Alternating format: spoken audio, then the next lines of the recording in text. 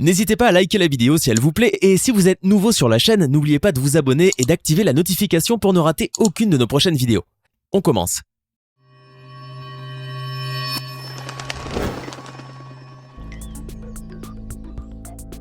Bonjour et bienvenue à tous. Vous êtes-vous déjà demandé ce que vous auriez fait si vous aviez été dans une situation de détresse ou prise en otage par un ravisseur? Comment auriez-vous fait pour vous échapper? Attendre qu'il s'endorme? L'attaquer à grands coups de râteau sur la tête? Ou tenter de le prendre par les sentiments et entamer une longue négociation avec lui? En tout cas, quel que soit votre plan, il aurait eu très peu de chances de fonctionner. En réalité, ces tentatives de fuite sont compliquées à mettre en œuvre et demandent trop d'efforts. Elles ne voient le jour qu'au cinéma. En revanche, les personnes que vous allez voir aujourd'hui n'ont eu à passer qu'un simple coup de fil, envoyer un texto ou juste faire un signe à une personne étrangère pour que leur vie soit saine et sauve. Voici comment elles s'y sont prises. Imaginez que vous transportez une personne inconnue dans votre voiture et qu'au même moment, la radio diffuse une alerte d'urgence pour trouver un criminel dont la description lui correspond parfaitement. Incroyable. Et pourtant, c'est ce qui s'est passé, à peu de détails près, pour un conducteur de bus à Milpitas, en Californie, le matin du 6 juin 2015. Alors qu'il faisait son circuit habituel, Tim Watson a été alerté par un message de la police à la radio.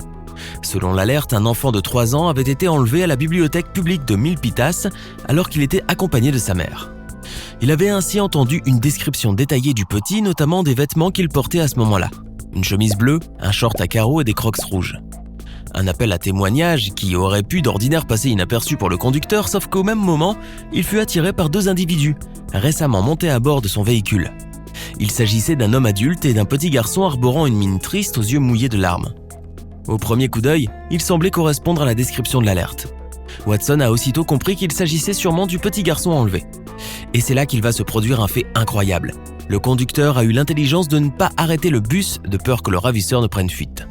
Il a gardé son calme et a poursuivi sa course faisant mine que rien d'inhabituel ne se passait, histoire de ne pas éveiller les soupçons de ce dernier. Tout en gardant un sang-froid admirable, Watson a échafaudé un plan des plus ingénieux pour sauver la vie du petit garçon. Il a ensuite arrêté l'autobus et a dit à ses passagers qu'il cherchait un sac à dos vert qui avait disparu. Il s'est donc mis à fouiller le bus pour chercher le sac à dos, essayant en réalité de s'approcher le plus possible du petit garçon pour s'assurer qu'il s'agissait bien de lui. Effectivement, c'est en apercevant les fameux crocs rouges qu'il a su qu'il détenait le kidnappeur. Il est ensuite retourné comme si de rien n'était dans la cabine et a aussitôt contacté la police. Les agents de sûreté lui ont demandé de conduire normalement jusqu'au prochain arrêt, Fremont Bart, là où toute une horde d'officiers l'attendait.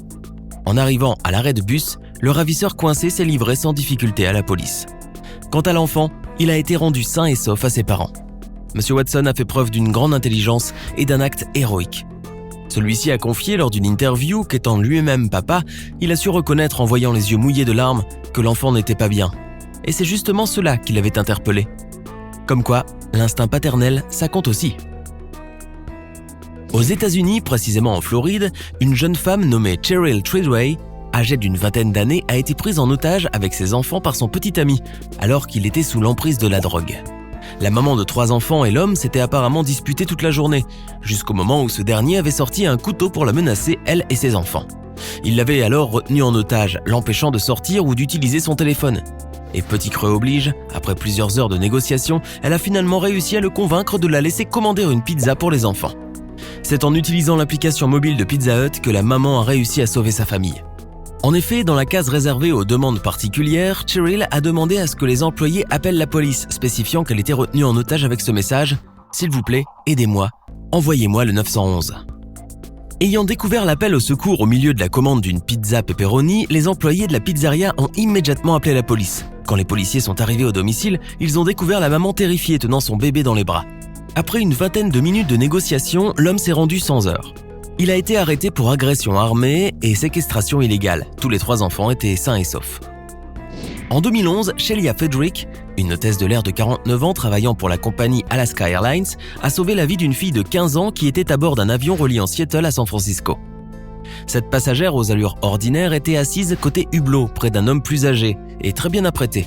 Et a priori, il n'y avait là rien d'étrange.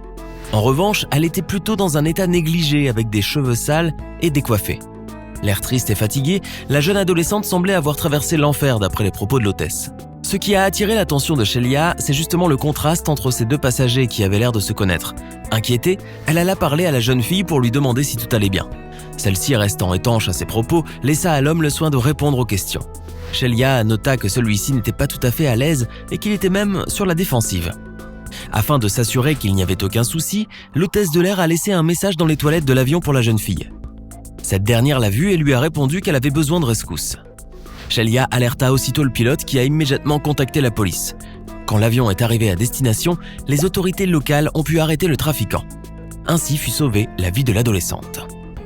Cette affaire semble sortir tout droit d'un film hollywoodien et pourtant c'est dans la wilaya d'El Bayad, en Algérie, qu'elle a réellement eu lieu. En 2019, un jeune homme affolé s'est présenté dans les locaux de la police d'El Bayad pour signaler la disparition de sa jeune sœur, une étudiante âgée de 19 ans. Pour lui, il s'agissait d'un kidnapping. Très certain de ses propos, il a avancé aux agents de la sûreté qu'elle était chez ses parents à Oran depuis plusieurs jours et que depuis plus aucun signe d'elle. Les services de la gendarmerie nationale ont alors immédiatement lancé une opération de recherche dite urgente. Et si le jeune homme était sûr de sa théorie, c'est bien parce qu'il avait reçu quelques heures auparavant un SMS de sa sœur disant qu'elle avait été enlevée.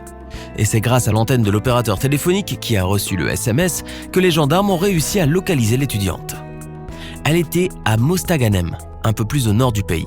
La jeune fille était séquestrée par des kidnappeurs qui ont été finalement arrêtés et remise aux autorités judiciaires. Comme quoi, un SMS, ça peut littéralement vous sauver la vie. Encore un autre exemple qui prouve que les SMS sont bien plus importants que ce que vous croyez. Un petit garçon afghan a sauvé sa vie et celle de 14 migrants adultes en envoyant un texto d'appel à l'aide à Lynn Casserell, une militante britannique de l'ONG Help Refugees. Les victimes étaient coincées à l'arrière d'un camion réfrigéré dépourvu d'oxygène qui les a fait passer clandestinement en Grande-Bretagne. Pas d'oxygène, pouvait-on lire sur le texto d'Ahmed, âgé à peine de 6 ou 7 ans. Inka Sorel avait rencontré le jeune Ahmed dans le nord de la France et lui avait offert un téléphone prépayé et donné son numéro. Elle lui avait demandé de l'appeler en cas d'urgence sans penser que quelques mois plus tard, le petit aurait réellement besoin de le faire. Lorsqu'elle a reçu le SMS en question, Inka Sorel était à ce moment-là à New York pour assister à une conférence. Elle dut alors alerter immédiatement Tanya Friedman, une de ses collègues à Londres. Celle-ci s'est chargée ensuite d'appeler la police. Ainsi, les forces de l'ordre ont pu parler avec le garçon au téléphone par l'intermédiaire d'un interprète avant de suivre le tracé du camion et de le retrouver. Une histoire extraordinaire qui reflète tout le courage et la bravoure d'un petit garçon qui, du haut de ses 6 ans, avait agi en véritable héros. Twitter n'est pas fait que pour se partager les derniers potins ou montrer à ses abonnés ses dernières vacances à Rio. Non, Twitter peut également vous sauver la vie, surtout si vous êtes enlevé par des ravisseurs. C'est exactement ce qui s'est passé pour ce Sud-Africain habitant à Johannesburg. Cet homme a été enlevé un samedi soir par 2 hommes armés alors qu'il circulait à bord de sa voiture dans le nord-ouest de Johannesburg.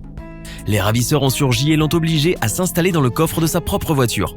Mais étant très stupide, il n'avait pas pensé à lui enlever son téléphone. Car c'est justement avec le téléphone que la victime a réussi à envoyer un SMS à sa petite amie et ainsi échapper à un sort sans doute des plus tragiques. En effet, sa compagne a eu la présence d'esprit de faire parvenir immédiatement aux autorités le message et de le diffuser sur le réseau social Twitter. « Mon ami vient de se faire enlever et il est dans le coffre de sa voiture », a-t-elle posté ce soir-là. Elle a également pris soin de mentionner le numéro de la plaque d'immatriculation de la Golf marron de la victime. La nouvelle s'est vite répandue, ce qui a fait réagir plusieurs personnes, dont PigSpotter, un internaute qui révèle sur Twitter où se trouvent les radars et les barrages routiers de la police de Johannesburg. Les internautes ainsi que les services d'urgence et de sauvetage se sont alors tous mobilisés pour partir à la rescousse du kidnappé. 2 heures plus tard, la voiture du Sud-Africain a été interceptée à un barrage routier mis en place par la police. Les 2 ravisseurs ont même pris la fuite. Quant à la victime, elle a été retrouvée saine et sauve et a même pu récupérer son véhicule. Vous voyez maintenant à quoi ça sert d'avoir des milliers d'abonnés. Les caméras de surveillance sont installées partout dans les boutiques et autres endroits fréquentés pour enregistrer des incidents de braquage, de vol ou d'autres attaques de ce genre. Dans cette bijouterie, un client malhonnête a fait irruption avec une idée en tête: dérober en toute discrétion des bijoux en or. Il a apparemment échafaudé un plan machiavélique pour se jouer du bijoutier, mais il avait oublié un détail de taille. Une caméra de surveillance de haute performance était installée juste au-dessus de leur tête. Ce fut le meilleur moyen pour les policiers de savoir avec exactitude comment s'est déroulé le vol. Le détail et la clarté de l'image de l'appareil photo 720 mégapixels sont tout simplement étonnants.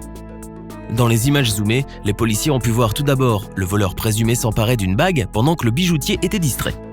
Dans l'image suivante, il a placé l'anneau dans sa main gauche et ensuite il a pris une seconde bague pour l'admirer en prenant soin de cacher le premier anneau avec les 3 derniers doigts de sa main gauche. Au moment où le bijoutier a enfin levé les yeux, la bague était déjà dissimulée. Donc il ne s'était rendu compte de rien. Bon ok, la caméra n'a peut-être pas sauvé la vie du bijoutier, mais au moins, elle a sauvé son poste, puisqu'elle a permis de savoir qui était véritablement le voleur de la bague. Alors, laquelle de ces histoires vous a le plus choqué ? Comment auriez-vous réagi à leur place ? Dites-le nous dans les commentaires.